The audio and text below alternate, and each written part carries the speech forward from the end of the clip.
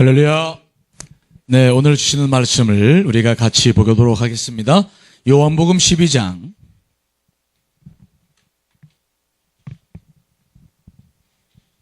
요한복음 12장 12절로 19절에 있는 말씀.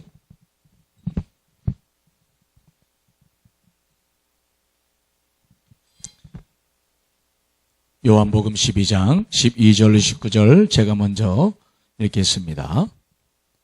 그 이튿날에는 명절에 온 큰 무리가 예수께서 예루살렘으로 오신다는 것을 듣고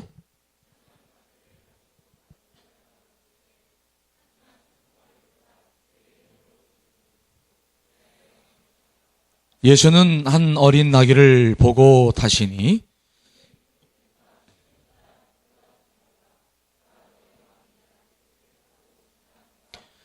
제자들은 처음에 이 일을 깨닫지 못하였다가 예수께서 영광을 얻으신 후에야 이것이 예수께 대하여 기록된 것임과 사람들이 예수께 이같이 한 것임이 생각났더라.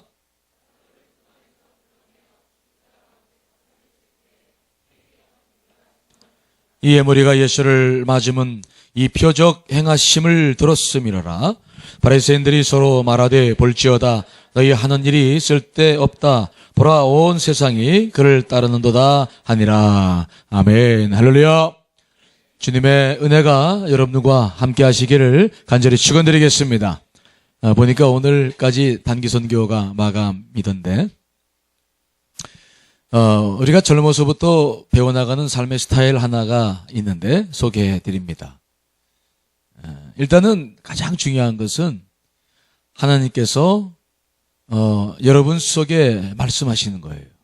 하나님께서 내 안에 말씀하신다고 해서 음성으로 말씀하시는 것도 있겠지만 그거보다는 뭘 깨닫게 하신다든지 어떤 마음을 주신다든지 좋은 것은 주님이 주신 마음은 아니고 이제 다른 것들이 이렇게 있잖아요. 그러면 우리는 그것들이 딱 올 때에 벌써 내 여건이 있고 내가 한다 못한다를 잘 선택하고 있기 때문에 문을 딱 닫아버려서 이건 안 돼. 그러니까 어떻게 주님께서 어떤 일을 하시든지 이건 안 돼, 안 돼, 안 돼. 이렇게 살면은 결국은 주님께서 나를 주관하는 삶을 못 살아요. 그렇게 저는 살아오지 않았고 일단은 내 여건이 어떠하든지 그건 두 번째고 첫 번째는 내게 주신 마음이에요. 하나님께서 어떤 마음을 주셨나. 그래서 그것을 가지고 기도하다가 내 여건은 안 좋은데 그 마음을 자꾸 강렬하게 주시면 그때 아멘 합니다. 하나님은 마음도 주실 뿐만 아니라 그 여건도 해결해 나가시는 줄 믿습니다. 그런 다음에 일단은 신청하고 주님께 무릎 꿇어 기도합니다. 하나님, 내가 이렇고 이런 어려움 때문에 사실 결정은 했지만 어려움이 많습니다.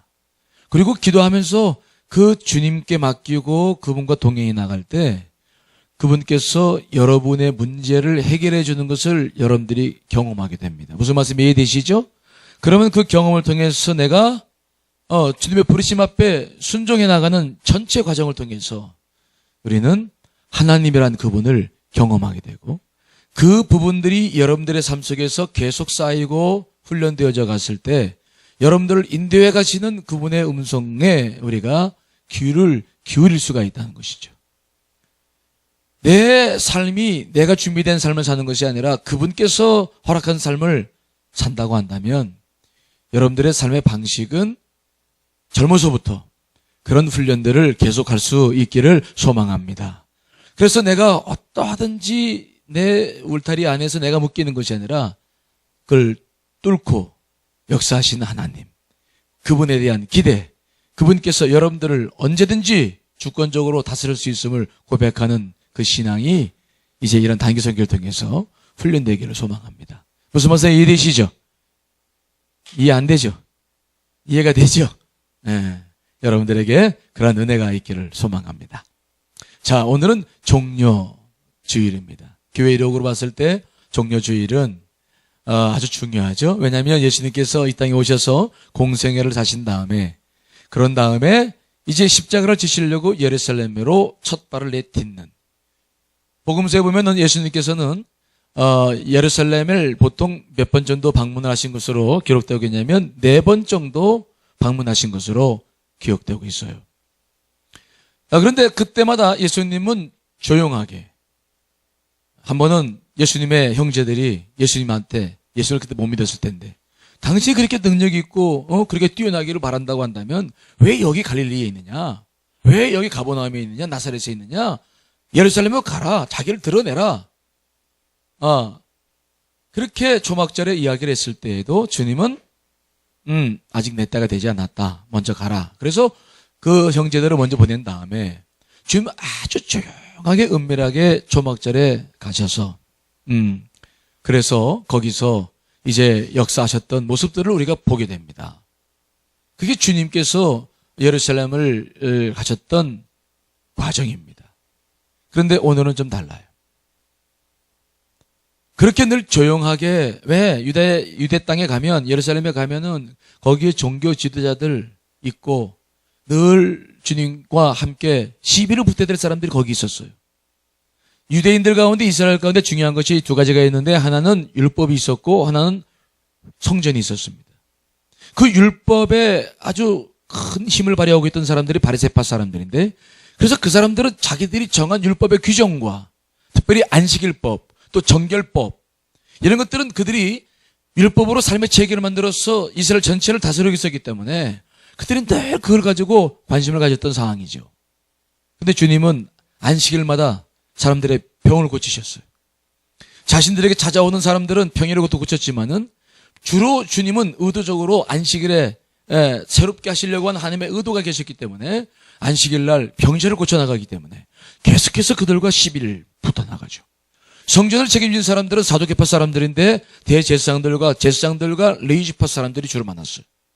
그들은 성전을 소중히 여겼으나 우리 주님은 저 성전을 헐라, 내가 사흘 만에 다시 지으리라 라고 말씀을 하시면서 그들에게 늘 도전하셨기 때문에 그 성전을 책임지고 있는 대제사장들과 레위인들과 말씀을 책임지고 있는 많이 영향을 주고 있는 바리새파, 이 두 그룹, 아주 대단히 중요한 두 그룹과 마찰이 빚었기 때문에 유대에 내려가면 언제든지 싸움이 있었고 논쟁이 있었고, 그래서 주님은 그게 너무 힘드시니까 때로는 갈릴리에 오시기도 하시고 외곽지대에 가셔서 쉬시다가도 이제 사역을 그렇게 하셨는데, 오늘은 달라요.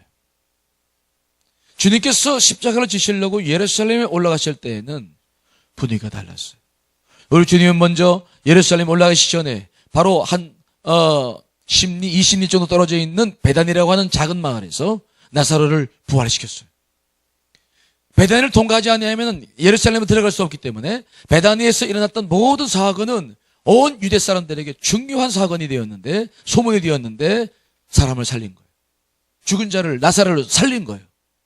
이 일 때문에 오늘도 많은 사람들이 이제 6월절이 되니까 예수라는 사람이 오지 않겠느냐 기대하면서 그를 기다렸다는 약속의 말씀이 오늘 17절, 18절 말씀 보면은 거기도 증언되고 있는데, 그런 분위기가 굉장히 무르익게 만들어 놓으신 다음에 그 다음에 의도적으로 예수님은 그러한 분위기 속에서 예루살렘 성으로 오늘 입성하시는 모습을 보게 되는 것이죠. 공식적으로 자신이 누구인가를 드러내시던 사건이죠. 이제는 은밀이 아니라 이제는 공개적으로 내가 누구인지를 온 천하에 만천하에 드러내신 사건이 바로 오늘 종려주일 이 사건이죠. 그러므로 우리는 이 종려주일을 아주 심도 깊게 봐야 될 그런 필요가 있어요. 자, 그러면 오늘 예수님께서는 종려주일 날 예루살렘에 올라가셨는데 어떻게 올라가셨을까? 자, 우리 본문의 말씀, 자, 14절로 15절 말씀이죠. 같이 한번 읽어볼까요? 시작.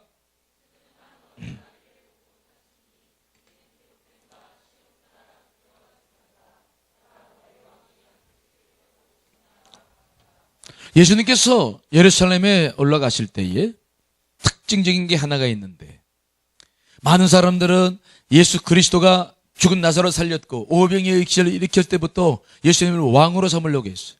자신들이 기다리던 그 정치적인 메시아, 자기들의 정치적인 구속에서 벗어나고 자기들의 문제를 해결해 줄 수 있는 그분으로 삼고자 했기 때문에 그들은 정말 오늘도 기다렸다가 듯이 종려나무 가지를 흔들고 자기의 겉옷을 벗어서 땅에 깔고 이건 왕을 이제 환영할 때 했던 일인데 그 일을 오늘 하고 있는 거예요. 그런데 오늘 주님께서는 그들의 기대, 그들의 호산나 찬양과는 반대로 어떤 것을 타고 가셨냐면은 어린 나귀 새끼 하나를 타고 가요. 이것은 우리 예수님께서 왜 십자가에 예루살렘에 올라가시는지를 분명히 보여주시는 중요한 상징적인 사건입니다. 일반적인 왕들은 그 당시에 뭘 타고 다녔냐면 왕이 어디를 간다 그러면 백마를 타고 다녔어요. 백마. 백마 보셨어요? 백마. 요한계시록에도 이제 백마에 대한 이야기 나오는데 백마를 타고 아니면은 아주 많은 말들이 끄는 황금마차를 타고 다니면서 그 다음에 자기의 그러한 정치적인 세력을 과시했죠. 또 전쟁에서 승리하고 돌아온 장수들도 행진을 개선을 할 때에는 그 백마를 타거나 아니면 자기가 전쟁을 통해서 노획했던 그 많은 포로들을 뒤로 쫙 하니 포로로 해서 포승을 해서 끌고 오면서 전리품들을 자랑하면서 그렇게 굉장하게 들어오는 것을 우리가 늘 기억하고 있습니다. 그런데 오늘 예수님은 그렇게 오지 않았어요. 자기를 공개적으로 드러내놓되 무엇을 타고 오셨냐면은 나귀 새끼를 타고 오신 거예요. 오늘 성경에 보면은 나귀 새끼라고 기록되어 있지만은 한 어린 나귀라고 기록되어 있지만은 다른 복음서에 보면은 나귀 새끼라고 기록되어 있거든요. 이것은 왕들이 타고 다니던 그 당시에 백마하고는 아주 비교적인 일이죠. 여러분 나귀 보셨나요? 우리 어렸을 때는 나귀가 있었어요. 우리 어렸을 때. 제가 지난번에 성지순례 가가지고 나귀를 한번 타봤거든. 탔더니 나귀를 딱 타니까 제가 키가 조금 보기 좋죠. 그렇죠? 조금. 네. 근데 나 같은 사람이 타도 이 발에서 이게 신발이 발이 조금 이렇게 달랑말락. 그러니까 여러분들이 타면 그게 나귀예요. 근데 오늘 본문에 보니까 그 나귀도 아니고 나귀 새끼라는 거야. 나귀 새끼. 왜 이 나귀 새끼를 타셔야만 했을까요? 왜 일반 왕이나 대통령들처럼 그렇게 거대한 행렬을 하지 않으셨을까? 여러분 거기에는 주님께서 굉장히 중요한 뜻을 품고 있죠. 이 세상 나라는 돈과 권력과 힘과 칼과 창으로 모든 것을 해결하고 다스리는 나라가 세상 나라예요. 그래서 세상 나라의 왕들은 힘을 자랑합니다. 지금도 힘을 자랑해요. 군비 경쟁을 통해서 힘의 우위를 가져야 지도력을 확보할 수 있기 때문에 지금도 세상 나라 왕들은 전쟁을 향한 또 무기 개발을 향해서 굉장히 많은 노력들을 하고 있는 것이 사실이죠. 하지만 주님은 그렇게 이 땅에 오신 것이 아니에요. 우리 주님은 정치적인 구조나 경제적인 구조를 바꾸면서 이 사회의 유토피아를 건설하러 오신 것이 아니라 그래서 될 일이 아님을 아셨기 때문에 우리 주님은 자신을 드리러 오신 거죠. 예수님은 어떤 분이십니까? 그분은 하나님과 본체셨어요. 하나님이셨어요. 하지만 하나님과 동등됨을 취할 것을 스스로 여기지 아니하시고 자기를 비워 종의 형체를 가지시고 인간으로 오셨죠. 그분이 인간으로 오셔서 우리들에게 보여주신 첫 번째 표정이 뭡니까? 한 어린 아기로 태어났는데 그분께서 어디서 누우셨냐면 마붓간. 그것도 자리가 없어서 마붓간에서 태어나셨는데 그분을 누울 자리가 없어서 말이 먹는 그 말 먹이통 구유에 그분을 누이셨어요. 무엇을 상징하는 겁니까? 우리를 위해서 제물이 되시고자 하는 그분의 몸과 보혈을 우리를 위해서 나눠주고자 하는 뜻이 처음부터 있었던 것이 예수 그리스도의 출생이시죠. 그분은 가난하고 어려운 가정에 태어나셨어요. 그리고 그렇게 어려운 사람과 소외된 사람들과 함께 하시다가 이제 공생애로 들어오셔서 이제 오늘 예루살렘 성을 입성하시는데 그때도 여전히 그분은 자신이 오신 목적을 그대로 우리들에게 보여주신 것이죠. 나귀 새끼를 타시고. 여러분 생각해 보십시오. 호산나 다윗 자손이요 하면서 막 종려가지를 끌고 흔들던 사람들이 그 예수님께서 타고 오는 거 보니까 뭐야 저건 나귀 새끼 아니야? 그리고 그 주님을 막 찬송하다가도 자기들끼리 저건 뭐야 후후 웃네. 아이 저긴 또 뭐한 짓이야. 아마 비웃을 수도 있고 세상 왕들 바리새인들은 저건 뭐냐고 아마 굉장히 많은 어려움을, 비웃음을 가질 수 있었지 모르겠지만은 우리 주님은 당당하게 나귀 새끼를 타시고 예루살렘을 성을 향해서 나아가고 있는 것을 보게 됩니다. 그분은 우리들에게 보여주고 있어요. 내가 세우는 하나님의 나라는 칼과 창과 힘에 있지 않음을 보여주고 있는 거예요. 그분은 자신을 들여서 세울 하나님 나라를 바라보시는 것이죠. 여러분, 우리가 세워나가는 목표란 하나님 나라는 이 세상 나라와 이렇게 다르다는 사실을 기억하시기를 간절히 축원드리겠습니다. 가룟 유다가 대제사장들과 장로들의 종을 데리고 예수님을 잡으러 왔을 때, 그때 베드로가 화가 나가지고 칼을 뽑아가지고 종의 귀를 잘랐을 때, 그때도 주님께서 분명하게 그들에게 말씀하셨죠. 자, 마태복음 26장 51절로 53절 말씀 읽습니다. 시작. 예수와 함께 있던 자 중에 하나가 손을 펴 칼을 빼어 대제사장의 종을 쳐 그 귀를 떨어뜨리니, 이에 예수께서 이르시되 내 칼을 도로 칼집에 꽂으라. 칼을 가지는 자는 다 칼로 망하느니라. 너는 내가 내 아버지께 구하여 지금 12군단 더 되는 천사를 보내시게 할 수 없는 줄로 아느냐? 예수님의 능력이 없어서가 아니에요. 예수님은 지금도 12군단에 되는, 1군단이 보통 우리가 한 10,000명 정도로 잡는다고 한다면 12군단에 되는 그 천사들을 지금도 부르셔서 자신을 붙잡아 오고자 하는 세력들을 다 한 번에 척결할 수 있지만 그것이 목적이 아니에요. 우리 주님은 말씀하십니다. 베드로의 칼을 내려놔라. 칼을 칼집에 꽂으라. 칼을 사용하지 않는 칼로 망하느니라. 이 땅에서 무엇을 위해 오셨는지, 이 땅에 세우실 그분의 나라가 어떤 것인지를 우리들에게 분명히 보여주시고 있다는 사실이죠. 여러분들을 통해서 이루어지는 하나님의 나라가 어떤 나라인지를 우리가 바라보시기를 간절히 축원드리겠습니다. 칼이 아니에요. 힘이 아니에요. 돈이 아니에요. 권력이 아니에요. 이러한 예언은, 이러한 주님의 모습은, 이게 주님의 뜻만이 아니라 이미 하나님께서, 예수님께서 이 땅에 오시기 전 520년 전에 스가랴라고 하는 예언서를 통해서 이미 말씀하신 사건입니다. 자, 스가랴 9장 9절 말씀도 읽어볼까요? 시작. 시온에 따라 크게 기뻐할지어다. 예루살렘에 따라 즐거이 부를지어다. 보라, 내 왕이 내게 임하시나니 그는 공의로우시며 구원을 베푸시며 겸손하여서 나귀를 타시나니 나귀의 작은 것 곧 나귀 새끼니라. 나귀는 본래 성품이 아주 온순해서 평화와 겸손의 상징이었어요. 특별히 예수님께서는 이 나귀를 타고 오셨는데 아무도 타보지 않은 나귀를 타시면서 입성해 나가셨는데 이것이 하나님의 특별한 계획 속에 있었다. 이 예언된 말씀이 그대로 이루어져 가는 것을 보는 것입니다. 자, 그런데 오늘 본문의 말씀 보시면은 예수께서 분명히 그렇게 어린 나귀를 타고 가셨지만은 사람들은 종려나무 가지를 흔들고 겉옷을 깔면서 예수 그리스도를 찬송했는데 하나님은 그것을 멈추게 하지 않았어요. 어린 나귀를 타셨는데 그 사람들의 그 환호성만큼은 그치게 하질 않았어요. 여러분, 사람들이 옷을 깔고 종려가지 나무로 흔드는 것은 왕의 대관식. 이스라엘 백성들에 보면은 왕을 세울 때 했던 방식이거든요.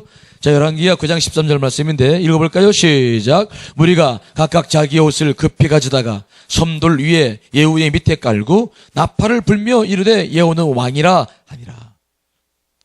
솔로몬 이후에 나라가 갈라져서 북이스라엘의 왕을 예후로 세울 때 그때 그들이 했던 내용이 뭐냐면 겉옷을 다 깔고 예후를 왕으로 섬겼다 하는 것이죠.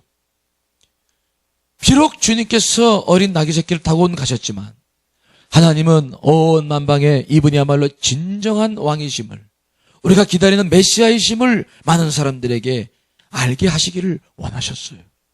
그들이 불렀던 이 호산나라고 하는 이야기는 뭐냐면은 그들이 성지순례에 갔을 때 성전에 가까웠을 때 주로 찬양했던 찬양이었고요.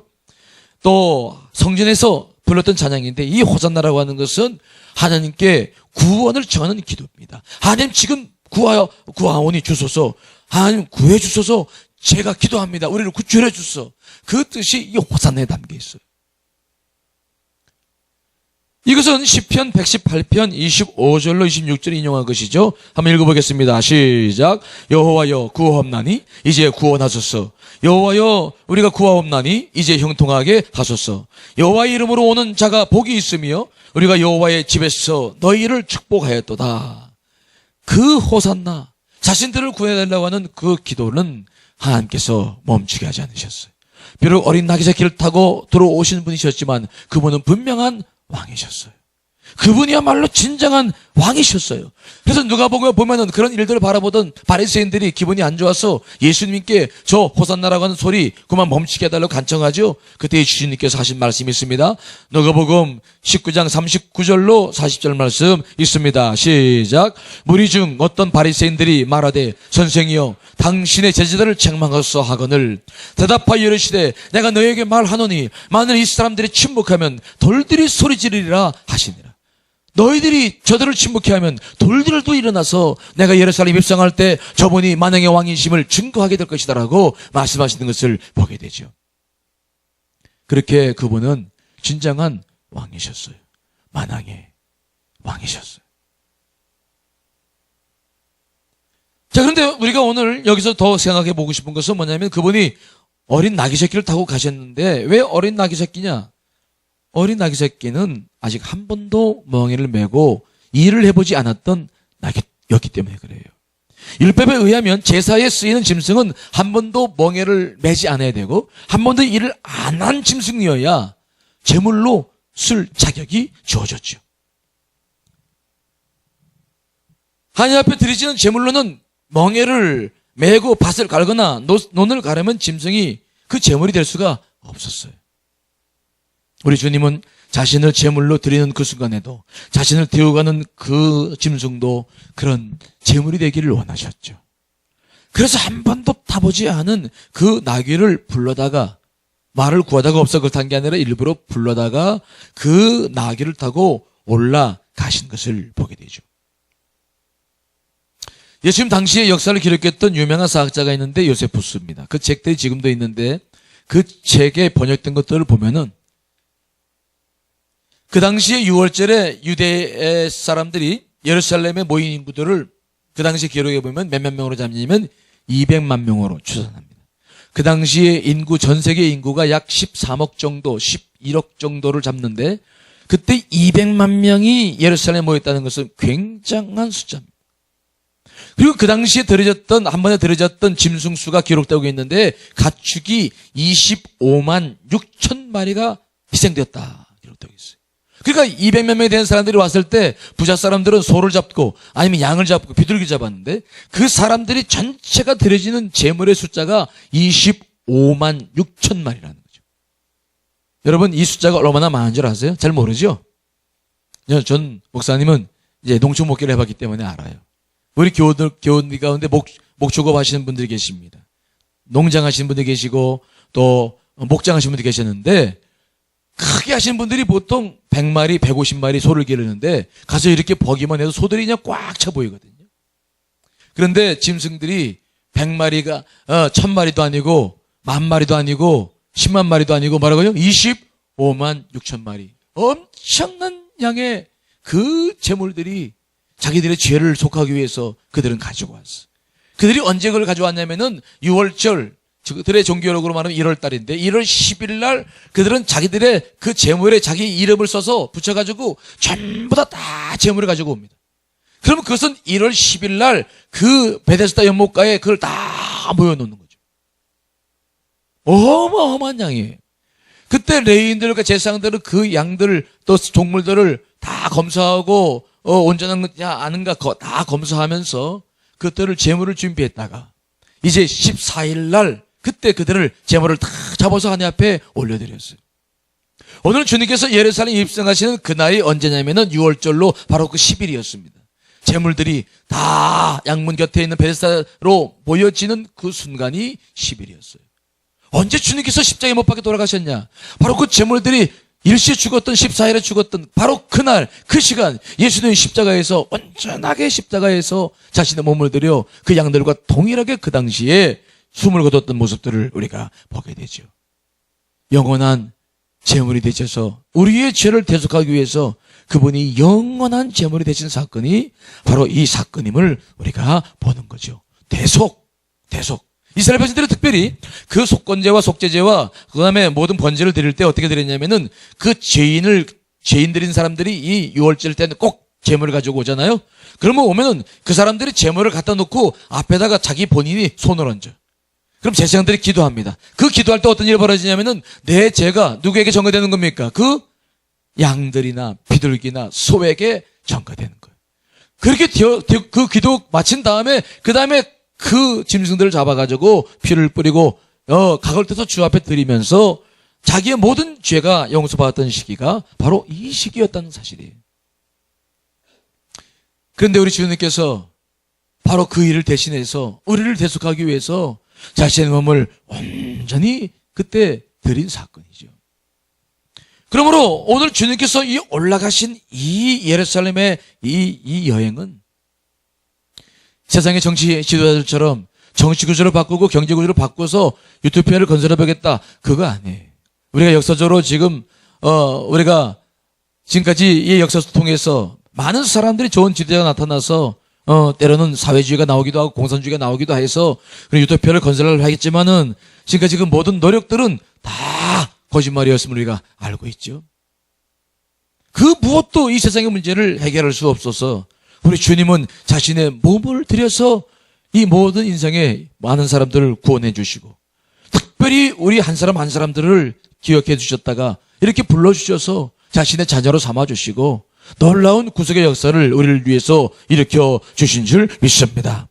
그러므로 우리는 그 대속의 제물 되신 예수 그리스도 그분을 기억하면서 우리는 감사하지 않을 수가 없는 거예요.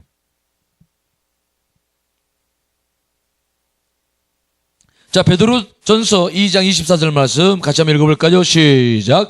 신이 나무에 달려 그 몸으로 우리 죄를 담당하셨으니 이는 우리로 죄에 대하여 죽고 의에 대하여 살게 하려 하심이라. 그가 채찍에 맞음으로 너희는 나음을 얻었다. 그렇죠. 그분께서 예루살렘에 올라가신 이유가 여기 있거든요. 여러분들이 오늘 이 종려주의를 보내면서 내가 그분의 십자가 보혈로 구원받았음에 감사하시기를 간절히 축원드리겠습니다. 자, 그런데 우리가 한 가지 이 종려주의를 보내면서 깊이 생각해야 될 게 있는데요. 그것은 뭐냐?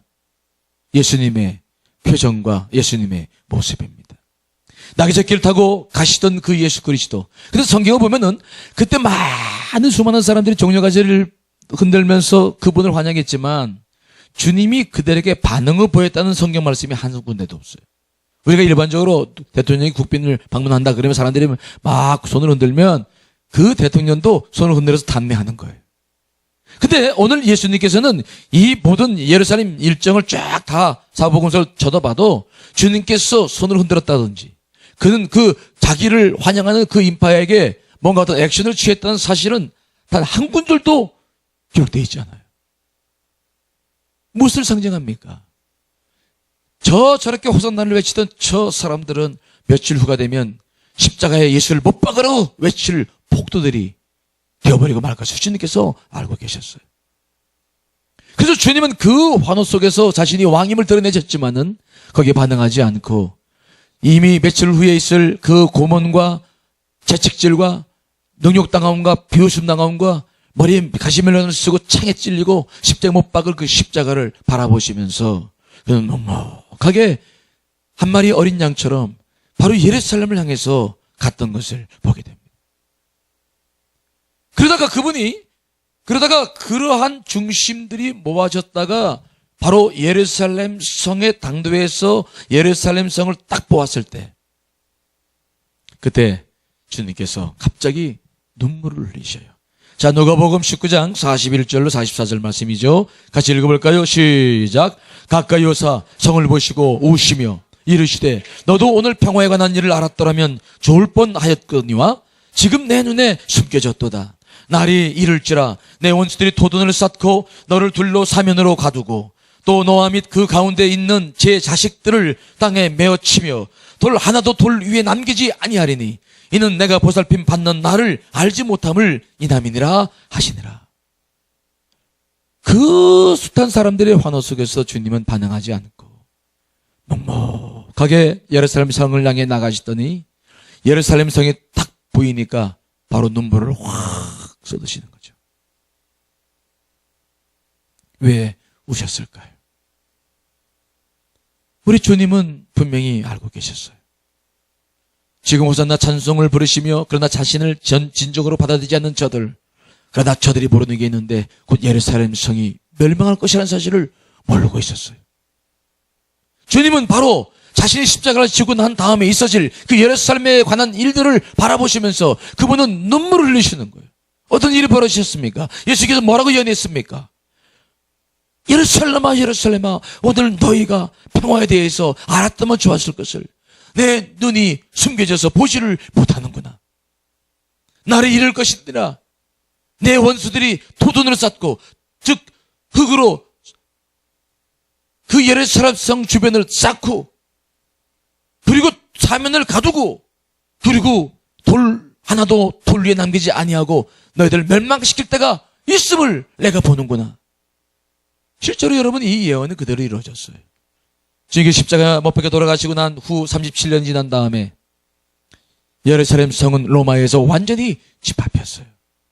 예루살렘 성은 가보면 여러분 알지만은 이 절벽 위에 세워져 있었기 때문에 사실은 다윗이 세운 이후에 그 어떤 사람도 쉽게 그것을 공격하지 못했습니다. 근데 오늘 예수님께서 예언하신 대로 로마는 어떻게 공격했느냐? 도둑을 쌓았다. 3년 동안 그들은 흙을 가지고 모아가지고 3년 동안 그 주변에 흙을 쌓기 시작해서 그 성과 같은 높이를 만든 다음에 그 다음에 그 위로 올라 들어가서 예루살렘 성을 정복을 한 것이죠. 그 놀라운 예언의 역사가 37년 후에 AD 70년에 그대로 이루어져서 그때 죽은 사람들이 어떻게 얼마라고 요세푸스가 기록하고 있냐면 110만 명이 죽었다고 기록하고 있어요. 정말로 수많은 유대인들이 그 속에서 목숨을 잃었어요. 어린 양을 십자가에 못 박은 사람들, 예수 그리스도를 십자가에 못 박은 사람들이 그렇게나 많이 그 속에서 숨을 거뒀던 것을 바라보는 거예요. 주님은 그래서 예루살렘 성을 보자마자 눈물을 흘리시면서 기도하시는 거예요. 예루살렘아, 예루살렘아, 내 눈이 가려져서 보지를 못하는구나. 여러분, 예수 그리스도의 눈물을 여러분 기억하시기를 간절히 축원드리겠습니다. 예수님의 그 눈물은 지금도 끝이 않고 있습니다. 지금 부활승천하여서 예수님은 하나님 부자 우편에 아니셔서 우리를 중보기도 하시지만은 주님은 마지막 때를 바라보시면서 눈물을 그치지 않고 계실 겁니다. 마지막 때가 뭡니까? 성경 신구약 전체를 통해서 아직 한 가지 남아있는 약속이 있어요. 다 그들이 이루어졌는데 한 가지 남은 약속이 있는데 그것은 바로 내가 구름 타고 올라간 그대로 다시 내려오시마 약속하신 재림의 약속인 줄 믿습니다. 그 재림의 약속은 아직도 유효하고 지금도 우리가 그 순간을 기다리며 살고 있고 아직 그때를 바라보시기 때문에 주님 아직 눈에 눈물을 그치지 못하고 있을 거예요. 그때를 알지 못하고 지금도 세상에 많은 사람들은 지금도 돈과 쾌락에 추구하면서 인생을 살아갑니다. 주 예수를 믿는 가치를 깨닫지 못하고 보혈의 가치를 깨닫지 못하고 지금도 수많은 사람들은 인생을 살아가고 있어요. 그러니 어찌 주님의 눈물이 그칠 수가 있겠습니까? 마지막 주님이 재림을 그날은 이 땅이 그저 한두 나라가 전쟁하는 것이 아닙니다. 성경의 말 요한계시록 바라보면은 그 마지막 때는 온 우주가 하나님의 나라와 사탄들이 전쟁을 하는 마지막 전쟁이 있을 때 그때는 엄청난 놀라운 일들이 벌어지죠. 소돔과 고모라성 유황불로 심판받았던 것은 비교가 안 될 만큼 모든 하나님을 반역하는 죄인들이 다 심판대 앞에 서면서 여러분 그때는 권력자나 돈이 있는 자들이나 학식이 많은 자들이나 가문 좋은 사람들이 아무런 소용이 없는 정말 예수 그리스도의 보혈을 믿는 사람과 믿지 않는 사람과 나눠져서 마지막 때를 보내는 그때를 우리는 바라봐야 되거든요. 그때에 가서야 십자가에서 흘리신 보혈이 얼마나 소중한 가치인지를 알게 될 거예요. 그때 가서야 예수 그리스도를 믿는 것이 얼마나 중요한지를 알게 될 겁니다. 지금은 여러분들이 교회를 다니는 것의 가치를 몰라요. 내가 교회를 다닌다, 예수를 믿는다, 내가 구원받았다. 그 보혈의 가치가 아무리 보혈의 가치를 설명해도 사람들이 인정하지 않습니다. 여러분들 보혈의 가치를 믿고 십자가를 믿어도 여러분들이 세상에 나가서 사람들보다 더 앞서는 것도 아니고 더 많은 부를 누리는 것도 아니고 세상 많은 사람들에게 더 존경받는 것도 아니에요. 아직 십자가의 보혈이 그 가치가 무엇인지 사람들은 몰라요. 하지만 그때가 되면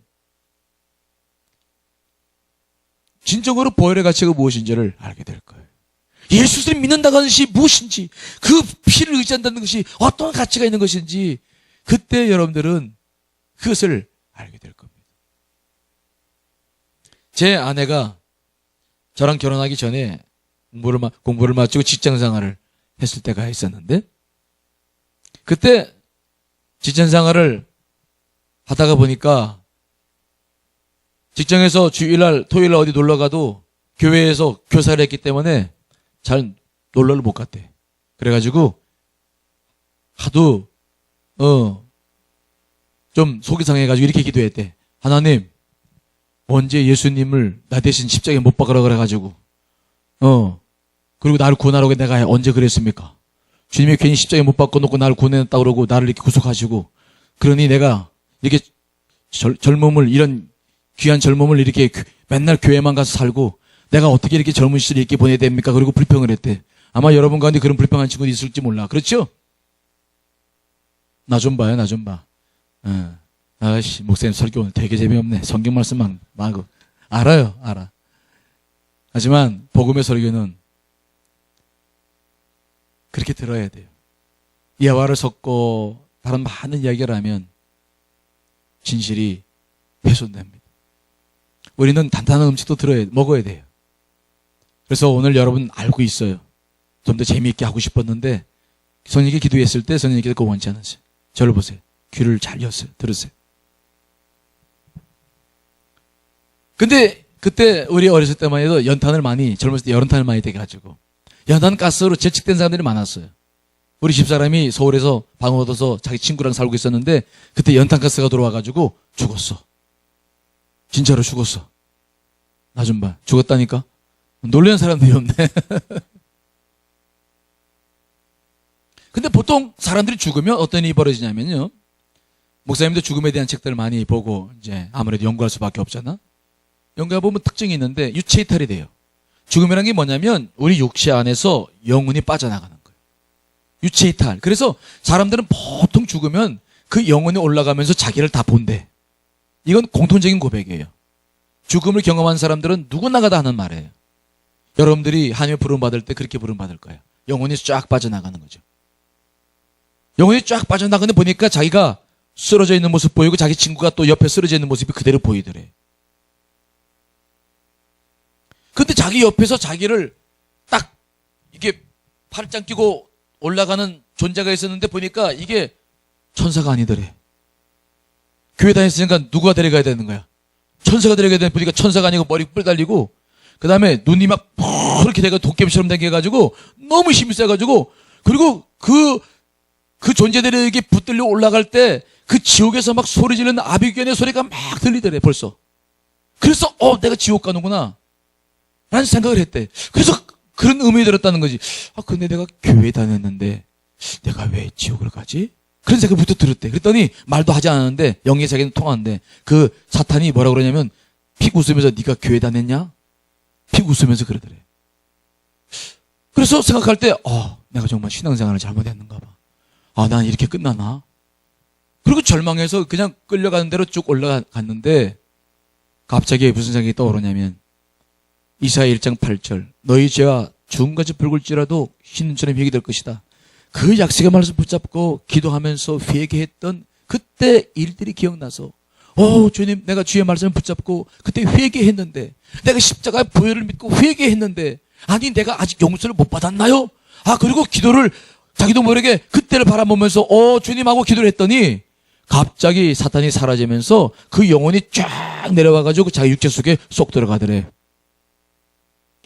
근데 그 일을 경험하고 자기가 깨어났는데 얼마나 하나님 앞에 자기의 생활을 가지고 회개가 되는지, 하나님 용서해달라고, 용서해달라고, 내가 주님을 제대로 섬기지 못했다고. 그러면서 십자가 보혈이 얼마나 중요한지, 그 십자가의 보혈이 아니었으면 제가 구원받지 못했음을 깨닫고 그 십자가 보혈이 얼마나 중요한지를 그때 알았다는 거예요. 십자가 보혈이 얼마나 중요한지를 그때 알았어. 그 경험 때문에 나랑 결혼했어요. 사모가 된 거야.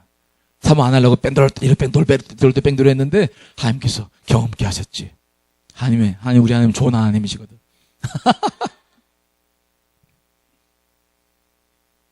여러분, 여러분들이 믿는 이 신앙이, 이 보혈의 가치가 아직 여러분들은 잘 몰라요.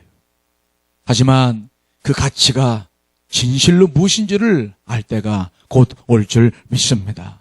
그때를 바라보세요. 또 오늘 주님께서 그 예루살렘 성을 올라가시면서 눈물을 흘리신 이유를 하나 더 든다고 한다면,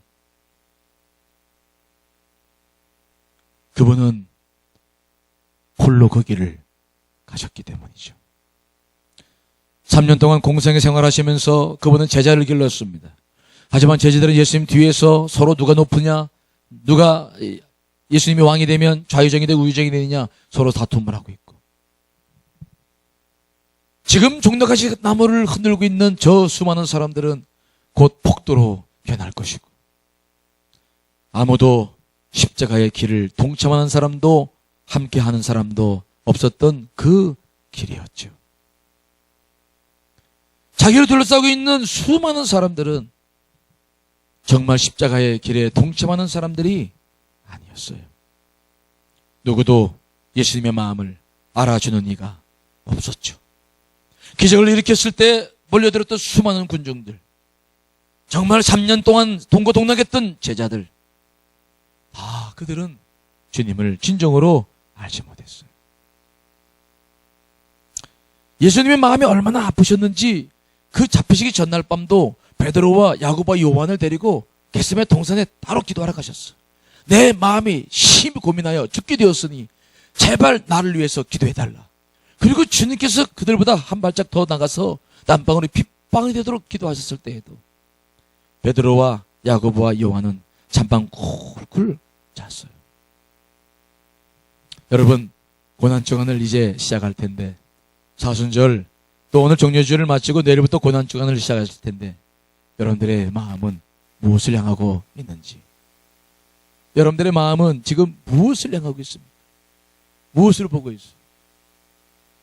내 존재 전체를 위해서 자기의 존재 전체를 드렸던 주님, 그 주님을 여러분 바라보고 있습니까? 아니면 그분은 그분이고 나는 나고, 뭐 종려주일이든 고난주일이든 사순절이든 상관없이 나는 내 욕구와 내 필요와 내가 지금 해야 할 일들, 그 속에서 내가 인생을 살고 있는지 여러분 기억하셔야 됩니다.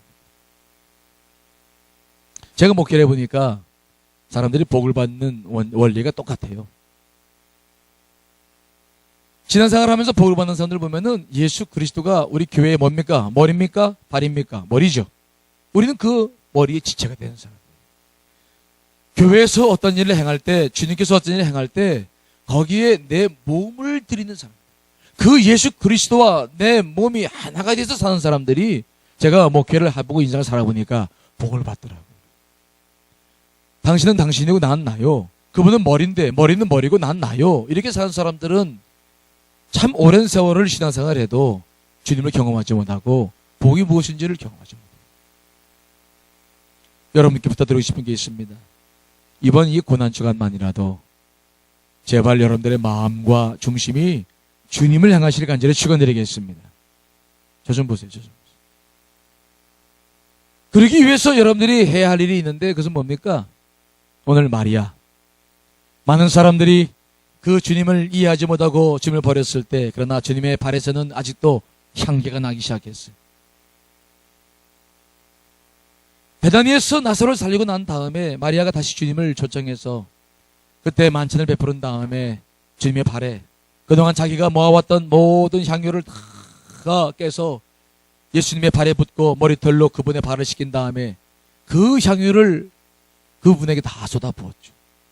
다른 여자가 300데나리온이한테는 큰 돈을 낭비한다고 했지만, 그때 주님께서 그 가룟 유다를 가로막고 하신 말씀 기억하시나요? 자, 요한복음 12장 7절 8절 말씀 읽습니다. 시작. 예수께서 이르시되 그만 안두어 나의 장래할 나를 위하여 그것을 간직하게 하라. 가난한 자들은 항상 너희와 함께 있거니와 나는 항상 있지 아니하리라 하시니라. 그때도 주님은 그 마리아가 자기의 장래를 준비한다는 것을 아셨죠. 마리아의 헌신, 마리아의 그 향유가 아직도 예수님의 발에서 향기로운 냄새로 맡아지고 있는 그 발. 주님은 그 발을 가지고 지금 예루살렘 성을 올라가시는 것이거든요. 저는 이번 한 주간 고난주간을 보내면서 어떻게 보내야 내가 주님의 고난에 동참할까를 생각해 봤는데, 여러분들에게는 그런 게 필요한 것 같아요. 여러분 핸드폰, 저를 보세요. 여러분들이 잠을 잘 때나 깨어있을 때나 여러분 곁에는 늘 뭐가 있습니까? 성경책이 있습니까? 핸드폰이 있습니까? 핸드폰. 자다가도 주여 가슴속에 이렇게 올려놓고 자는 핸드폰. 이번 한 주간 동안만이라도 그 핸드폰을, 십자가를 대신 가슴에 품고 핸드폰을 딱 내려놓고 다니면 어떨까? 나 좀 봐. 마치 무슨 큰 일이 나는 것처럼 눈을 이제서야 뜨는데 날 봐. 정말로 여러분들이 미디어 없이, 인터넷 없이, 핸드폰 없이, 문자 주지 않고 여러분들이 집중해서 주님의 십자가 앞에 설 수 있을까요? 할 수 있을까요?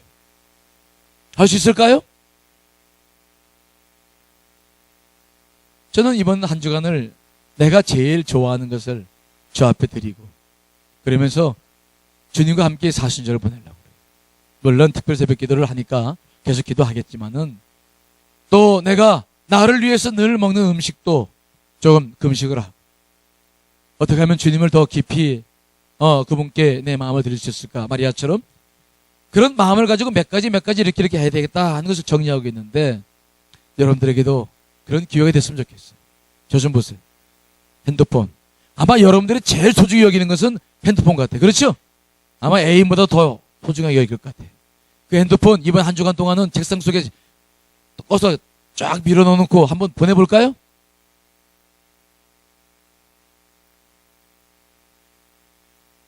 어려워요? 지금도 예배 시간에도 오면은 보고서 문자를 보내고 있는 친구들이,